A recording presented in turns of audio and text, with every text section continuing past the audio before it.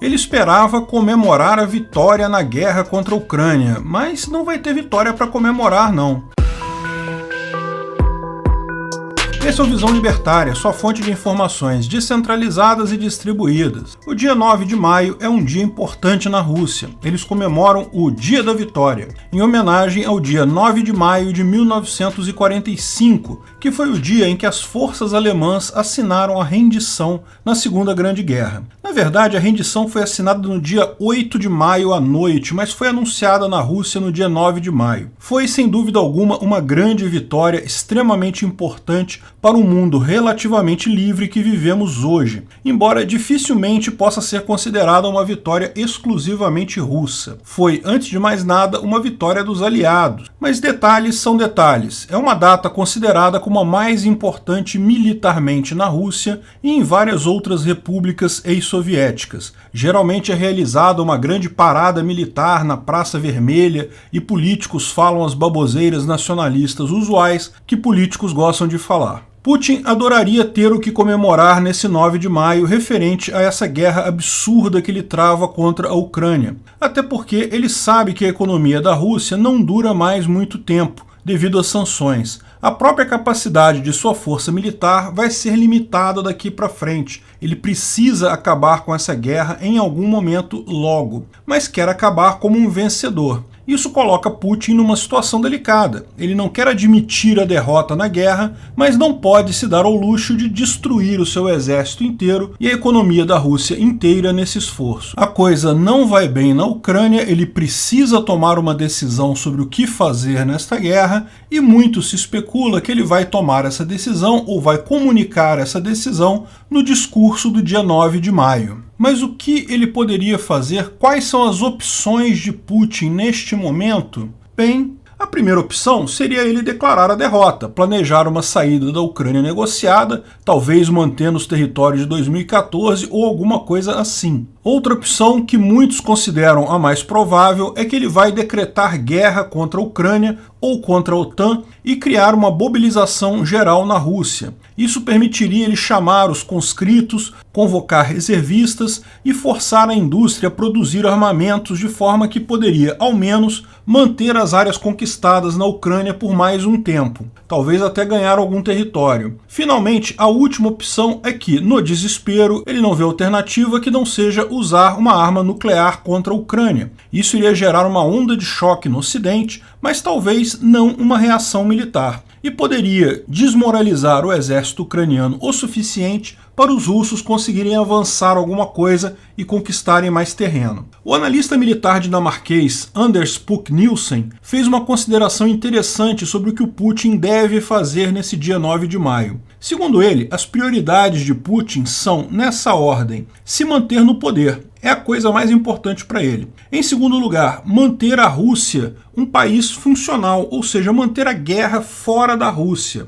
E por último, ganhar na Ucrânia. Putin, como todo ditador, está muito mais preocupado consigo mesmo do que com o país no final das contas. Mas sabendo serem essas as prioridades do Putin, como as possíveis ações que ele pode tomar agora se encaixam? Veja, na primeira opção, ele pode admitir a derrota. Certamente impediria o objetivo 3, ele não vai mais ganhar na Ucrânia, ele certamente perdeu. Mas essa, lembra, é a última das preocupações dele na lista. Porém, apesar dele perder esse último objetivo, ele atingiria os outros dois. Ele manteria a Rússia fora da guerra, poderia até negociar algo com referência às sanções, e quanto ao objetivo principal, se manter no poder. Bem, certamente ele sairia balançado, mas pode vender essa derrota como uma vitória. Ele já fez isso na fase 1 da Operação Especial. Ele falou que a grande fuga dos militares russos, a debandada deles do norte do país, tinha sido porque concluíram com sucesso a fase 1, destruíram as forças militares ucranianas, embora essas forças militares continuem plenamente operacionais, como a falta de avanços russos mostra. Enfim, ele pode inventar uma vitória qualquer e dizer que a fase 2 também acabou em sucesso com, sei lá, eles destruindo os nazistas de Mariupol. Aliás, infelizmente, parece que Mariupol está muito perto de cair de vez mesmo, e que agora o resto do problema é entre os ucranianos. A Rússia ganhou a guerra, fez tudo o que ela queria fazer lá. Lógico, eu sei que é uma derrota, você sabe que é uma derrota, mas os robôs russos vão achar que é uma vitória. A segunda opção seria a mobilização em massa, com uma declaração de guerra ou lei marcial. Isso poderia até atingir o objetivo dele de ganhar na Ucrânia, mas ele falharia em manter a guerra fora da Rússia. A Rússia agora estaria em guerra, mesmo que não atingida diretamente. Além disso, aumentaria muito a disposição contrária das pessoas na Rússia, e é altamente questionável se, mesmo com tudo isso, ele conseguiria uma presença impactante na Ucrânia. O fato é que, até aqui, para a maioria dos russos, as únicas coisas ruins advindas dessa guerra foram as sanções, algo que Putin pode culpar o Ocidente. Agora não, muita gente não vai querer se alistar. Vai haver um impacto econômico decorrente da própria ordem de mobilização, e nessa situação a aprovação a Putin tende a cair. Isso colocaria em risco o principal objetivo dele, que é manter-se no poder. Convencer pessoas com propaganda é uma coisa, mas quando elas começam a ser afetadas pelas suas decisões é diferente. Aliás, esse foi o motivo pelo qual ele não declarou guerra imediatamente, justamente porque não queria envolver a Rússia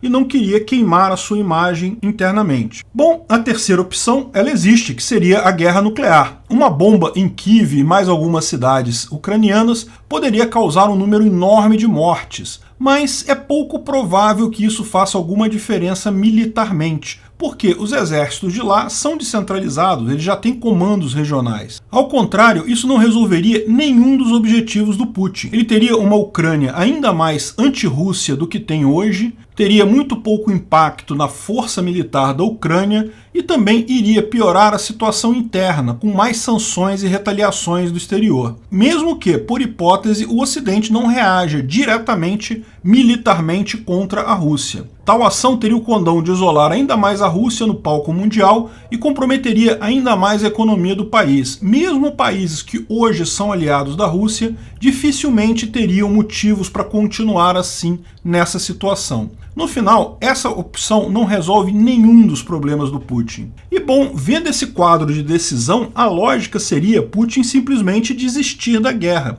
Ele poderia vender a ideia de que tomou Mariupol, então matou os nazistas, entre aspas, da Ucrânia, protegeu o povo russo das regiões separatistas e agora o resto é com eles lá na Ucrânia. Ele também diminuiu a capacidade do exército ucraniano, evitando que tomassem o Donbás. Seria claramente uma derrota, mas ele pode vender isso, que na verdade era isso que ele queria desde o primeiro minuto. Ele nunca quis de fato invadir outro país, só queria assegurar a proteção dos russos na região de Donbás e etc. Isso já funcionou com a retirada de Kiev, por que não funcionaria agora? De fato, do ponto de vista lógico, essa é a decisão que Putin deve tomar. Porém, existe sempre o risco dele não tomar a decisão lógica. De fato, a própria invasão da Ucrânia não foi uma decisão lógica, num primeiro momento, a ponto que ninguém esperava que ele tomasse tal decisão. Mas faz todo sentido quando se considera a prioridade do Putin, que é se manter no poder. Ele estava abalado pelo escândalo do Navalny, da pandemia, estava com a popularidade em baixa, então ele invadiu exatamente para garantir o principal objetivo, manter-se no poder. No final, eu creio que Anders Nielsen tem razão. Se Putin fosse declarar mobilização, ele já teria feito isso antes. De fato, por que ele não declarou guerra desde o início? Exatamente porque estava seguindo seus objetivos principais. Declarar mobilização vai contra o seu objetivo central de permanecer no poder. Portanto, eu acho que vai ser isso. O Putin vai declarar vitória nesse 9 de maio, uma vitória inventada, lógico, sem sentido algum,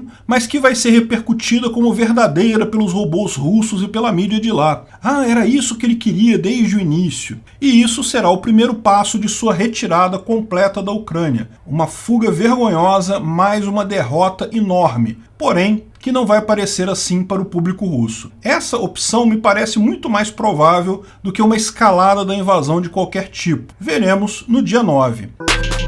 Obrigado pela audiência. Esse vídeo foi um oferecimento de armataweb.com.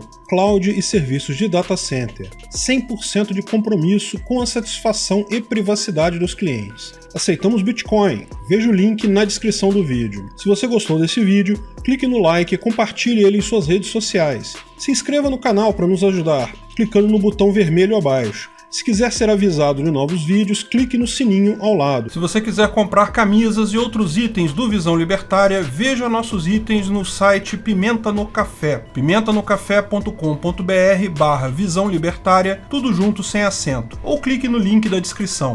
Até a próxima!